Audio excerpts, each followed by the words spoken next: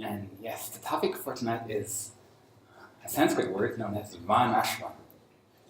Sanskrit being ancient language spoken 5,000 years ago in the region that is now known as India, but then was known as Bharat-Russia. So this Varnashram is the social system described in the ancient Vedic or Krishna literature of India as the best social system that human society can achieve. The perfect way of arranging society. If done right with the system, the premise and promise is that everyone in society will be fully satisfied. No one is unhappy in society, and there will be peace and prosperity for all. Of course, in today's society, we have a number of problems, which we all think about all the time, I'm sure. Some societies are better, some are worse, but hopefully with some knowledge of this Varnashram social system, we can see our society in the right perspective, develop towards a more healthy society, and improve ourselves so that we know what we're doing in our own lives as contributing to all of society. So, brief introduction to Varnashram. What it means, it's two words combined, Varna and Ashram. Varna, you can translate as occupation or class. If everyone is engaged in their right occupation, then everyone can be happy because they're rightly situated according to their capacity and desires. So, briefly, Varnas that exist in human society. Sudra are workers or artists. Vaishyas are the merchants, people that grow food, people that take care of money. Kshatriyas are the rulers, administrators, warriors of society. And Brahmana are the teachers, intellectuals, spiritual heads of society. And I'll go into these in more detail towards the end of the presentation. And then ashram. Ashram, you might have heard, you live in a spiritual ashram. It literally means shelter, but in the context of Varnashram, it means more like life stage. What stage in your life you're in. It starts with brahmachari, or brahmacharya, which is the student phase of life, till about the age of 25. Then it goes on to grihastha, which is a household stage where someone is working, has a family, earning a living, conducting an occupation. Then it moves on to vanaprast, where someone is retired, and the children are grown up. They're moving on to a different stage of life where their focus is different, no longer earning so much, more preparing, downgrading everything in their life, where grihastha is all about upgrading everything, acquiring more, vanaprast is about downgrading everything. And finally, sannyas, renounced order of life, where someone has hopefully accumulated a huge amount of wisdom throughout their whole life and is traveling all around the world, sharing that wisdom with others, educating and helping others go through their journey in life. And of course, here at the left, one person in the renounced order of life is Devarita Swami, who visits frequently. He's coming back in October. If you can make it to one of his talks, please do. They're amazing. And of course, another example of someone in the renounced stage of life was Srila Prabhupada himself, who founded the Krishna consciousness organization as we have it today by moving from India to the USA in the 1960s. But before you think it's all men that travel around the world teaching others, in the Krishna conscious society we also have very prominent women who are in the equivalent of renounced, who are living in a renounced stage of life, where they travel all around the world and they educate people. There is Malati, Urmila, and Dinasarna here. Urmila has visited here with the loft a couple of years ago. Dinasarna, I think, also has been here in New Zealand. Dinasarna is the spiritual head of the German branch of the Hare Krishna Society. The lady on the right. So, with that brief introduction to Varnashram, so you roughly know what I'm talking about. Let's jump into something contemporary, if you don't mind. Anyone remember this?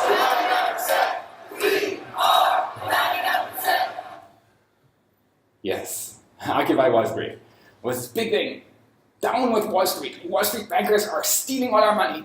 They're corrupt, evildoers who will stop at nothing to exploit us. We need to stop them. Bring them down. You'd have interviews like this going on. What do you guys want? Bring attention to the pervasive influence that corporations have in the political process. What if we as Americans agree on what we do about it? We the people are here to take the power back. After 30 years of having our living standards decrease while the wealthiest 1% have had it better than ever, I think it's time for maybe, some participation in our democracy. So yeah, these people exploiting the world. People such as here, the 8 richest people in the world, who combined 8 richest men are equivalent to half the world's poorest. $3.5 billion. Actually, since I made this slide since this picture was taken and this article was published, it's 6 men now who own more than half the world's poorest people. And of course, in case you don't know, from top left to bottom right, Bill Gates, Armando Ortega, who is a Spanish fashion Mongol who owns, among other things, the fashion chain Zara, Warren Buffett, of course, and Carlos Slim, who is a Mexican telecommunications Mongol, Jeff Bezos, who is the richest person in the world right now, at $140 billion of wealth, Mark Zuckerberg, of course, of Facebook, Larry Ellison of Oracle, and Michael Bloomberg, mayor of New York and former mayor, I don't know if he's still mayor, anyway, and owner of the Bloomberg Financial Network. So these people own vast amount of money and control vast amount of society, control the richest and most powerful organizations on the planet. And if you think you're living in a democracy, yeah, kind of, not really. These people are the people in charge who control everything. And no one comes into power anywhere without the influence of the media they control, the money, the donations to political parties that they control, the technology companies that influence our lives every day. Who here has ever used Facebook in their life? Who here has used Windows in their life? Who here has put on some clothes in their life? Yeah. These people are pervasive. Who here has deposited money in a bank that is subscribing to Bloomberg? It's like, these people are everywhere in society and controlling everything that we're doing. So, quite naturally, you might feel, we need change, we need something. These people are corrupt, exploitative, unfair, they're treating us like animals, we're underpaid, overworked. It rewards those the rich get richer, it rewards the people disproportionately. If they mess up, the government bails them out. This is unfair, we need change. But what do we change? How do we change? Whoa. Listen to this interview. I think it's quite apt in that. We need change, but how? What? Who? Where? What do we practically do? Yes, change, sure, but how? The system is designed for only a certain group of people to win, and I think what's interesting about Occupy Wall Street and that kind of stuff that's happening is people are waking up going, hey, how's about you? Because this isn't working. I get that, but listen, first of all, I'm a big believer in freedom of speech from both sides, okay? If you want to go protest and complain, you better have a better idea. For the sake of just throwing eggs at a banker, that's not going to solve any problems. You look at North America right now, we need jobs. If you want to protest, show me how you're going to help solve the problem. This is the start, though. Do you think there's an argument to be made that this is the beginning of people? I think the Seattle riots was the real beginning in this part of the world, where you're starting to see people look and go, wait a minute, this doesn't work. And sometimes, you're right, it'd be great to find a way to put a needle in back on, but sometimes you have to stop the bleeding first. And everybody's looking like this Wall Street situation isn't going to get better. So you've got to remember something. The financial infrastructure of our whole economy and everything we do is the banking system. If you rode here on a bicycle or you came in a Ferrari, you used a bank to get here because they funded the company that built those. They distribute the food we eat. You can't eviscerate the financial infrastructure.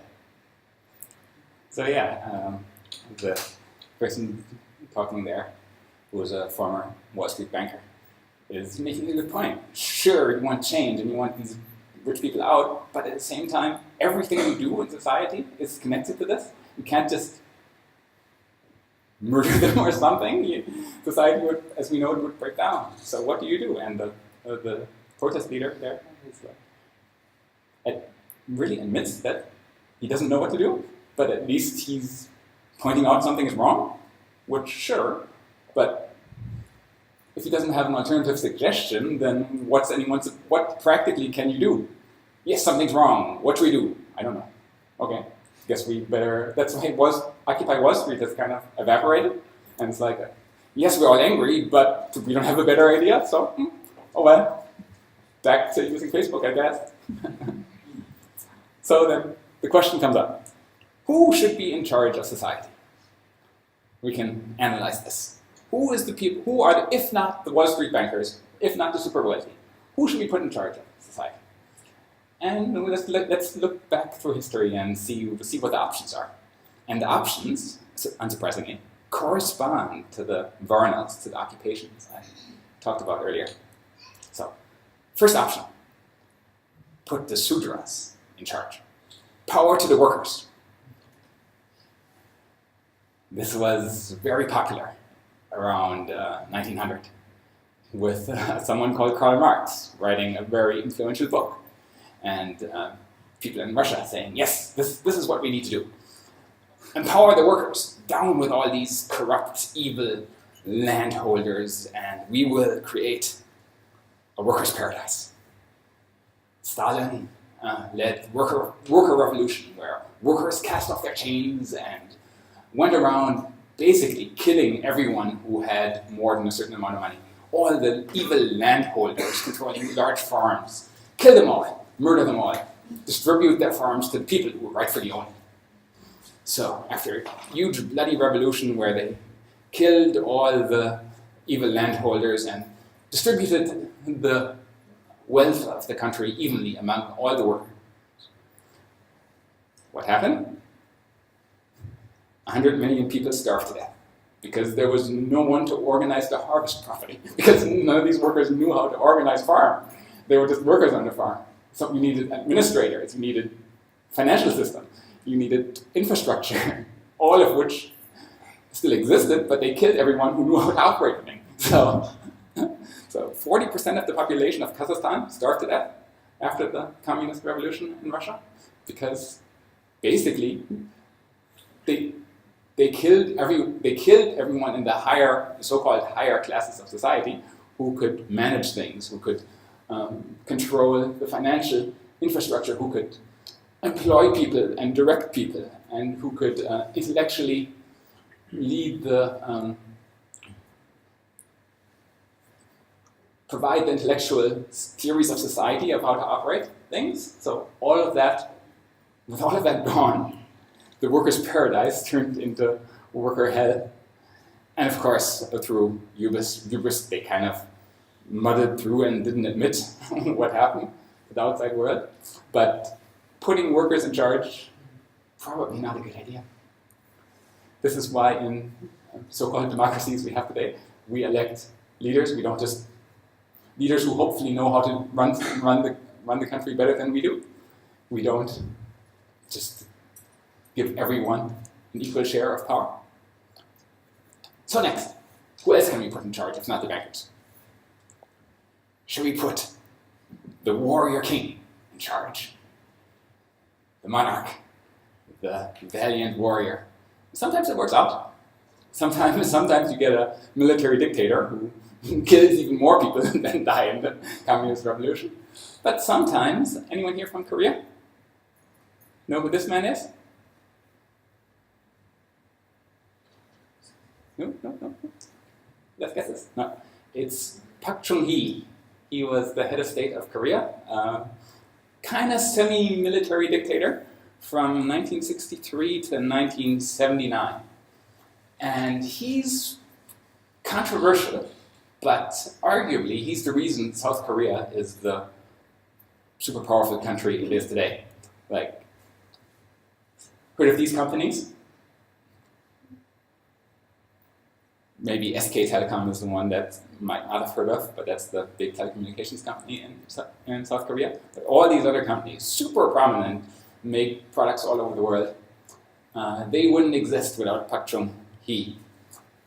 He led a very protectionist, well, first of all, he took over the government in a violent revolution and killed everyone who opposed him, and he was head of the military. But after that, he modernized Korea radically. He forced everyone to use the metric system. He imposed massive trade tariffs, so foreign companies couldn't come in and distribute their superior products, giving local companies. Samsung made terrible electronics for the better part of 15 years until they finally, through bribery and stealing Western technology, caught up. And now, of course, Samsung makes some of the best electronics in the world, but only because they were protected from outside competition for so long and given endless amounts of government subsidies to keep them alive.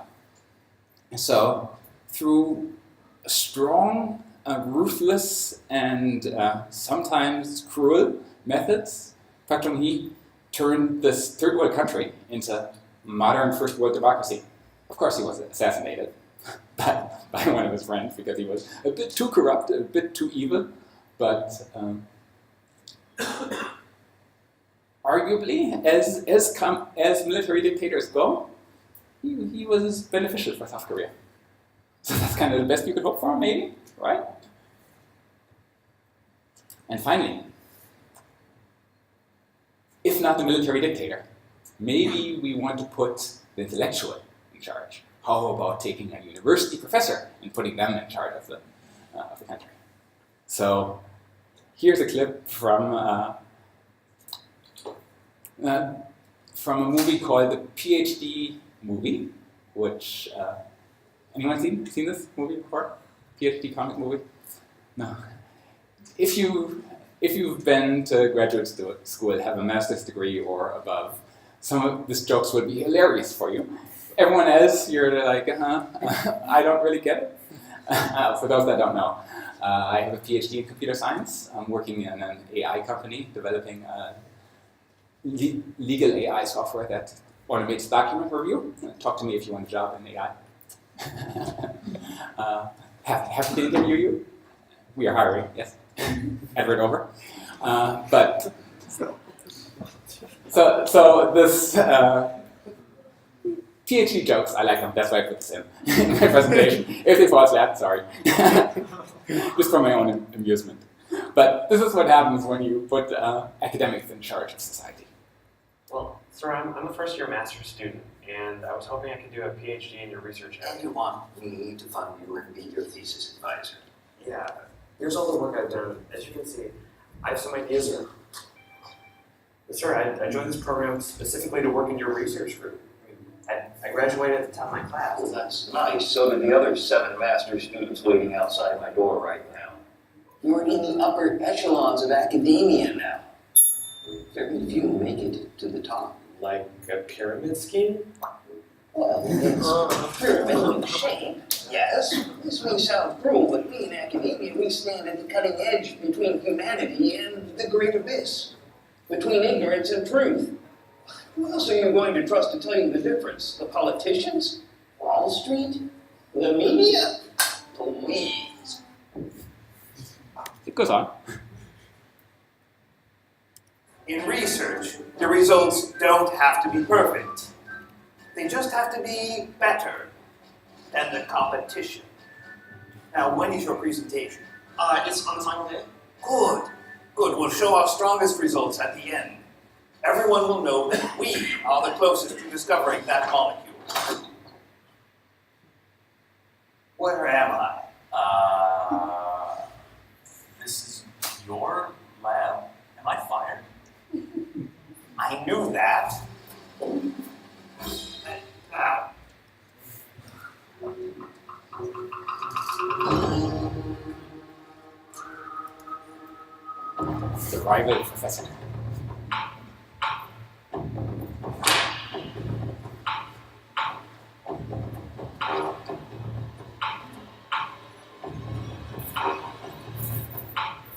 Those are funding agents.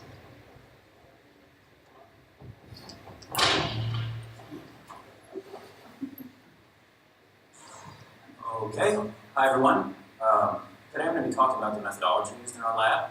As I'm sure you know, everyone is looking for the key molecule in the Mg pathway. Our lab believes this molecule has a peptide structure, so our experiments have focused primarily... We, Dr. Singh. Yes, bonjour. Thank you for this enlightening overview.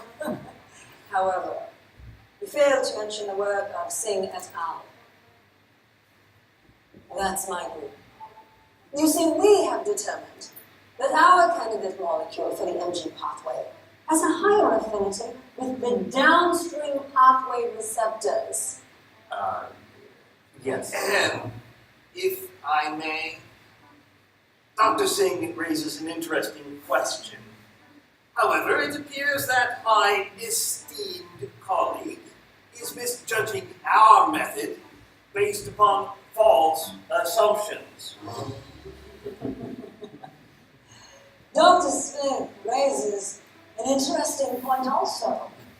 However, it is clearly he who has not fully comprehended the scope of the question in question. Yes, that is an interesting observation. However, one should refrain from talking about things one has evidently no idea about. Dr. Smith raises an interesting concern. However, he is a nincompoop who in his first year as a grad student, he could not tell the difference between a pipette and a stapler. Why don't we just take it offline? Dr. Singh raises an interesting issue. However, it was she who nearly burned down the lab due to her amateurish use of the centrifuge. You gave me LSD. And you like it. Oh my, okay. So yeah, academics. Academics are their own special breed of people, very much involved in their own ideas, and there's a reason we haven't seen a university professor revolution who's taken over the world. They're not really organized enough to pull that kind of thing off. It's all kind of practical, intellectual, very much caught up in what is right in theory, but doesn't actually work in practice. So you got situations where, there are so many examples in history where academics bitterly held on to ideas they believed to be right, which were actually proven wrong, such as you can electrolyze water to create hydrogen and oxygen, mix them together, light them on fire, and they explode. Academics at the time when this was discovered were like, no, you can't explode water. Water will never explode. Let me do the experiment. Let me put my head in the tank and show you when I light this. And of course it explodes. But yes, the academics have such faith in their intellectual constructs, because that's their whole life, that anything practical, such as running a country, is beyond them. so, yeah, I don't think academics are in charge. So then who do you put in charge? The military dictator? The worker revolutionary? The academic? Or suddenly, don't you think, the Jeff Bezos, CEO of Amazon, doesn't seem so bad? At least he knows what he's doing. And isn't going to kill anyone, at least not overtly. So still though, you kind of get the sense of, at least if you're like me, you're like, but Jeff Bezos has $140 billion. Why him, not me? What qualifies Jeff Bezos to be like, have unlimited amounts of money, whereas I'm struggling to buy a house in Auckland? Well, there's a reason someone like Jeff Bezos is rich and we're not. And psychology professor Jordan Peterson explains it quite well, so here's another video. You know, you think that the people who run things are sitting at home smoking big cigars and like telling their minions what to do. It's like that's like the 1920s millionaire that's on the cover of the Monopoly game. That's no sociological analysis. I know lots of people like that, and they work all the time, from the second they wake up to the second they go to sleep. And they don't just casually work, you know, because I know some of you go to the library for 6 hours and you say, well, I studied in the library for 6 hours. Like, no, you didn't. You studied for half an hour. And you had coffee and you looked through Facebook and, you know, you went home and you said, well, I studied for 6 hours and you're happy about it. But you know bloody well you didn't. Partly because you can't. You know, I can only read for about 3.5 hours till I'm done. And I'm pretty good at it. So these people who are running things, there's corrupt people, obviously, but the vast majority of them, first, are self-made, and second, they're so bloody efficient and smart, you cannot believe it. And they work 80 hours a week. And most of them happen to be men. And why is that? Because there are a small number of insane men who will do nothing but work 80 hours a week, no matter where you put them. If you put them in the middle of a forest with an axe, all they would do is run around chopping down trees. So the issue isn't why aren't there more women in positions of power? It's why are there any men insane enough ever to occupy those positions? And the reason they care about their damn bonus at the end of the year isn't even so much because of the money, it's because they got a much bigger bonus than the other son of a bitch sitting beside them, and they're happy about that. So there's a real brass knuckles competition that drives these sorts of things. But we get things backwards so often in psychology and in sociology. It's not why there aren't more women in positions of power, it's why did any men want those positions? You just have no idea the amount of responsibility that comes along with that. Just imagine for a minute trying to run $1 billion corporation. You can't even bloody well balance your checkbook, and there's dust bunnies underneath your bed. How in the world would you ever run $1 billion corporation? Those things are complicated.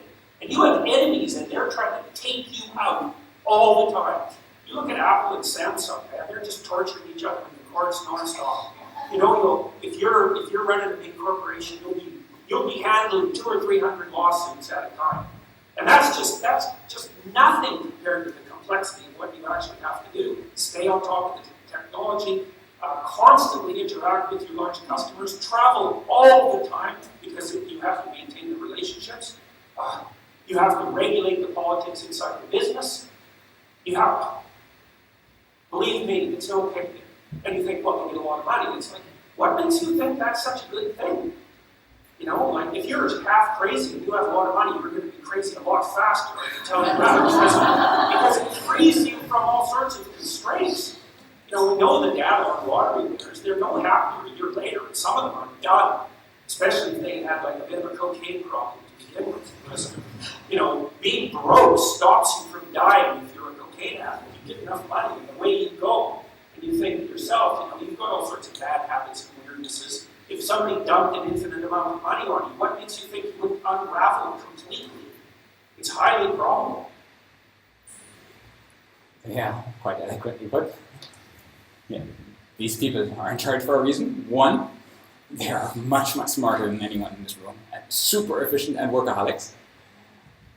And they can handle the money, at least somewhat, better than any of us do. And it's not a position anyone in their right mind would want because it's so much stress and so much responsibility. It's crazy. You do not want to be Jeff Bezos. He's a self-proclaimed workaholic and he works even more than 80 hours a week, more like 120 hours a week, constantly working. Yes, he has $140 billion, but what has he got to spend it on? Well, his own rocket company to compete with SpaceX. But sure, it's like, what am I going to spend all my money on? I'm going to buy a prominent newspaper, create a rocket company to go to Mars, and anything else, and dominate the world's retail sector. So anyway, seeing that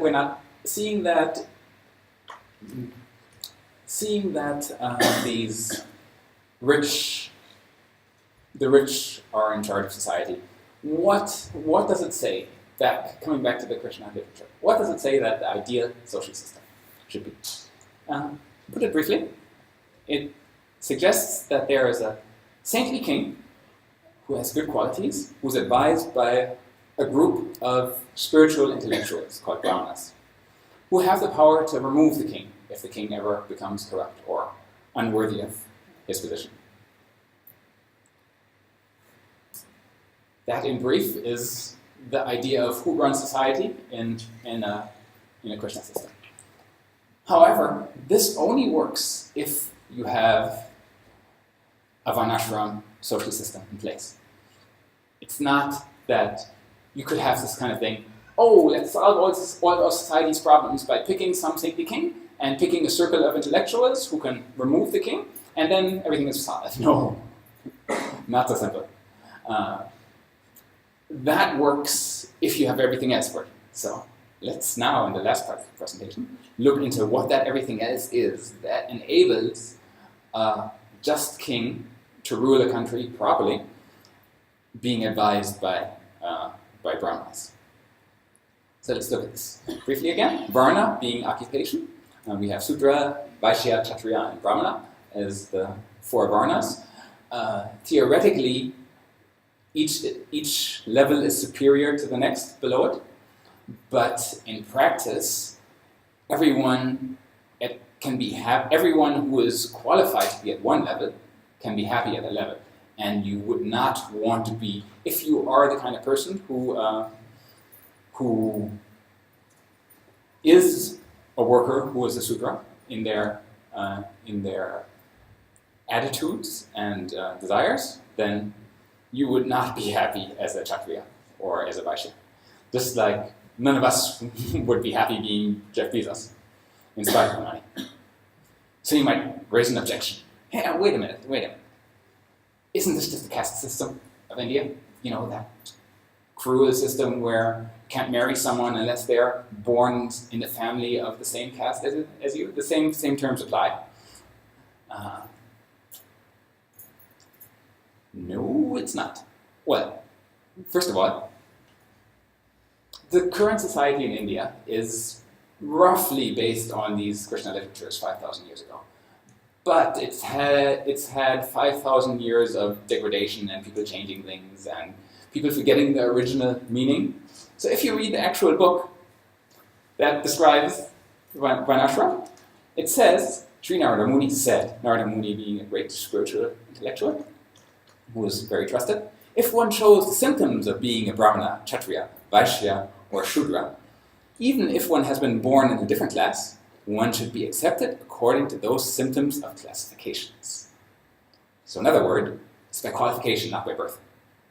So anyone in India says, I was born a Brahmana, therefore I would, not according to the book that you're supposedly based your whole society on. Read the actual book. Don't follow some blind tradition without knowing what you're doing. So yeah, caste system, not caste system. Caste system is a corruption of Varnashram Dharma based on birth. This is entirely based on qualifications. You can become any of the, if you show the symptoms and inclinations of any of these, you should be known as belonging to that Varna. You might raise another objection. Shouldn't everyone be the same? Isn't it unfair to classify people? Everyone should have equal opportunity. You can't just arbitrarily say, okay, you Brahmana, you Sudra. That's it. Harsh division in society. Well, no, everyone is not the same. On one hand, you have someone, Einstein, clearly Brahmana, intellectual. On the other hand, you have people like these people throwing a pool party. Who think to power their sound system in the middle of the pool the most intelligent thing to do. No, some people are clearly more intelligent than others. Some people are much more qualified than other people. And it's completely okay to make those distinctions. In fact, you have to. So when it says in a book like Bhagavad Gita, a spiritual handbook that everyone should read, if you don't have a copy of Bhagavad Gita, get one outside the door. give a small donation and your best, most influential book you'll ever read. So it says there, in chapter 3, it's far better to discharge one's prescribed duty, even though faultily, than another's duty perfectly. Destruction in the course of performing one's own duty is better than engaging in another's duty, for to follow another's path is dangerous. So this is referring to Varnashram Dharma, saying, you might pretend to be, say, a Vaishya, merchant. You might pretend to be Jeff Bezos for some time, and you can kind of sort of get away with it, but it's extremely dangerous. Your cocaine habit will come and kill you, for example, or you'll just be completely stressed out of your mind once you actually realize the scope of the responsibility that you have. And the hundreds of thousands of people who your decisions can influence. So far better to do something according to your own dharma, your own duty, your own position in life, than to pretend to be something you're not. And you can be peaceful in doing the job that you're suited to, not enviously thinking, oh, if only I had those billions, I would be happy. So then let's look into the Varnas in some more detail. Sudra works hard, does all the work in society. All the other Varnas don't actually do any work specifically. Sudras do all the work, make everything happen. Without Sudras in society, nothing would get done. Their work is necessary and their work is respectable if they have self-respect in their work. Sudra, if given too much money, such as if they win the lottery, will just waste it and destroy their life. Many lottery, you look at the statistics for lottery winners, 75% wish they'd never won the money because it just destroys their life, having so much money suddenly dumped on top of them. You might think, I played the lottery and then I'll be happy. No, you'll be less happy if you play the lottery. So yeah. Symptom of a Sudra is also that they respect the higher classes for what they provide and work in service to them. And if you have this kind of Sudra inclination and qualification, then there's nothing wrong with that. You can be completely happy and peaceful in this regard. Vaishyas, they produce everything in society. They might not do the work, but they're the people that organize stuff to grow food, to manufacture goods we use. They run the banks. They tend, a proper Sudra will give in charity, and most importantly, they know how to handle money.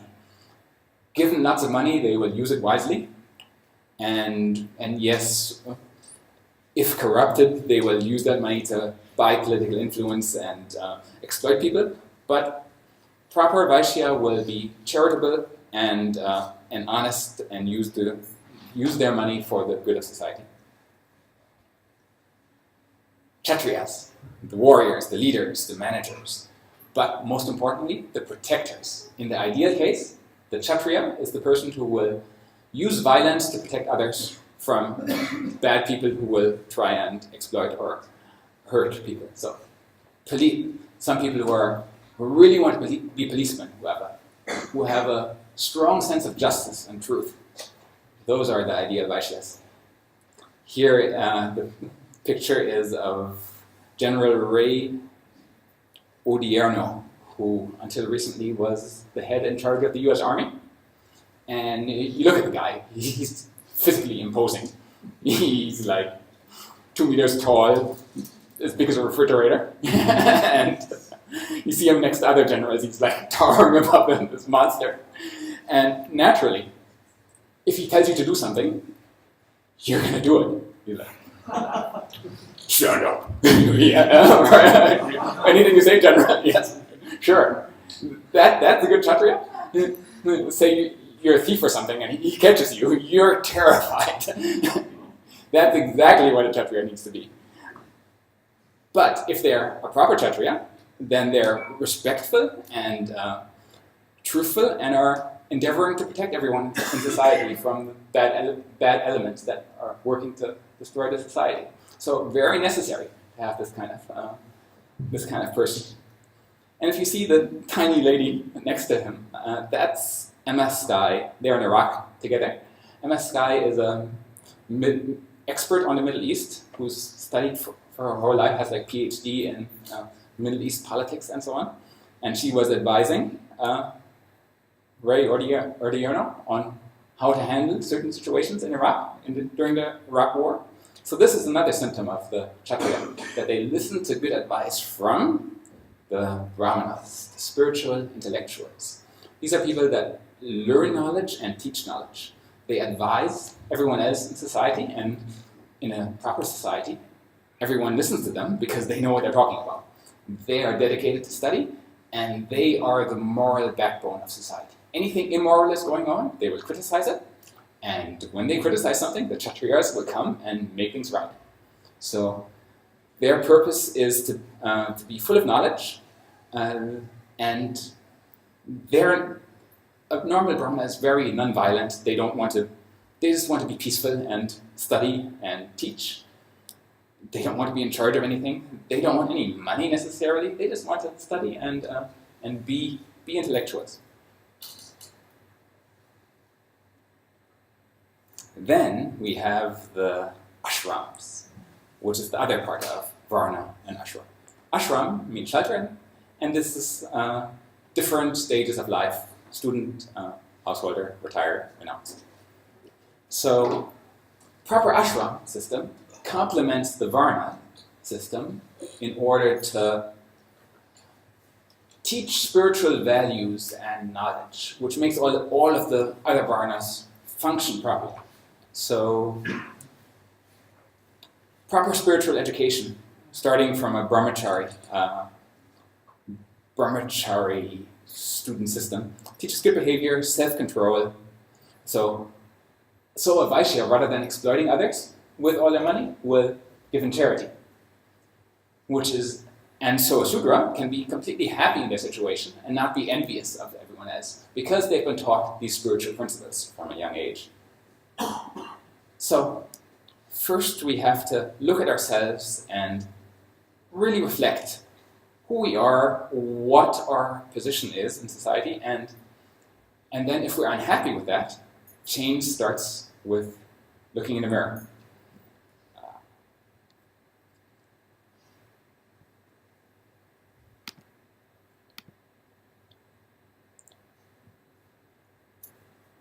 You can change society, yes and no.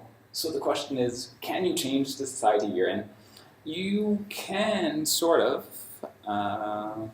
but first thing to do is to change yourself, to adopt some spiritual practice, and as you're changing your point of view and your own consciousness, then you're no longer externally looking at, oh, why doesn't the government fix my problem? Why doesn't the government produce cheap housing in Auckland? For example, you might complain, genuinely. But if you change your own consciousness, then through the combined collective consciousness change throughout society, maybe housing in Auckland is a bad example, but take vegetarianism. More and more people around the world are becoming vegetarian, and that is changing society. Attitudes are changing. Big companies are banning meat at corporate functions, increasingly around the world, because of the impact on climate change and the suffering caused by eating meat. So you take a place like Berlin, which is pretty much the vegan capital of the world. There's more vegans in Berlin. There's 80,000 vegans currently in Berlin, according to the latest surveys, which is 20% of young people under 25-year-olds are vegan, which is an incredible amount. And because of that, every restaurant in Berlin has vegan options. There's hundreds of restaurants who are fully vegan because, of course, there's a big market. And it's transforming society from the inside out. As people's consciousness changes, society changes to adapt. So then to be happy in a work position, here another quote from Bhagavad Gita, therefore, without being attached to the fruits of activity, one should act as a matter of duty, for by working without attachment, one attains the supreme. So this is the art of work. This is going one level deeper from introspecting. Okay, you've introspected. How do you practically do your work? This is spiritual. It's called karma yoga, which we can talk about again some more in another talk. But basic idea is you do your occupational duty in whatever varna that may be, but not for yourself, not with the goal of I will do this so I will be happy. You're doing it. I will do this for the higher purpose of Krishna consciousness. And with that kind of consciousness, all selfish motivation goes away. All negative reaction goes away. All bad karma from work disappears. And you can be genuinely happy because you're no longer attached to the outcome. You're like, I really want this to succeed. You're like, I'm doing my best. And whatever outcome may come, I will be happy with that. Because my happiness is no longer invested in the outcome of work. Happiness is an internal thing that is always there, regardless of the outcome of work. And that can be achieved by karma yoga, by working without attachment. And that's one path to the Supreme. So,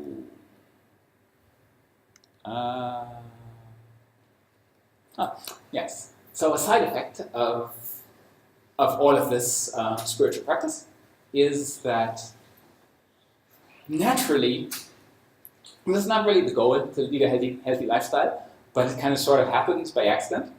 You cultivate Varnashram Dharma. You're happy in your position, happy with your work. You're working without attachment to the result. You're studying something like Bhagavad Gita.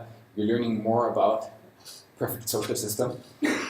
Naturally, everyone that does this becomes vegetarian really easily. Everyone that does this gives up bad habits, and everyone that does this stops spending money unnecessarily, stops spending $100 on a weekend getting drunk. It's just a waste of time. You don't even want to with spiritual practice. It's not like you're forced to, you just lose the desire.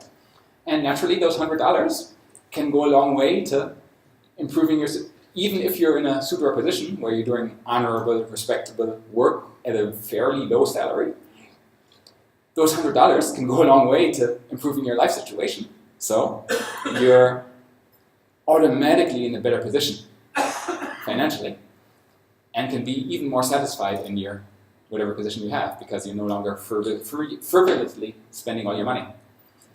So the whole thing is an interconnected system. You see how by proper education, by proper division of society, by proper acceptance of everyone's roles, everyone can be happy and satisfied in that position. And it all starts by some spiritual practice. The meditation we do here, the service, the volunteering here, everyone's welcome to volunteer for something. The daily meditation, that talk to anyone who's wearing one of these wooden neck beads. They can teach you how to meditate, pick up a book, study, read, dance to the cell phone,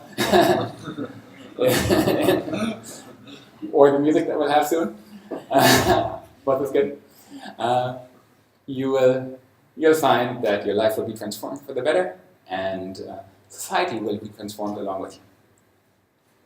Thank you very much.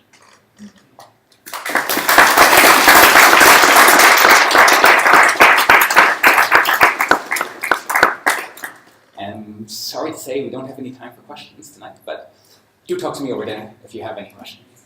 And I'd be happy to answer anything.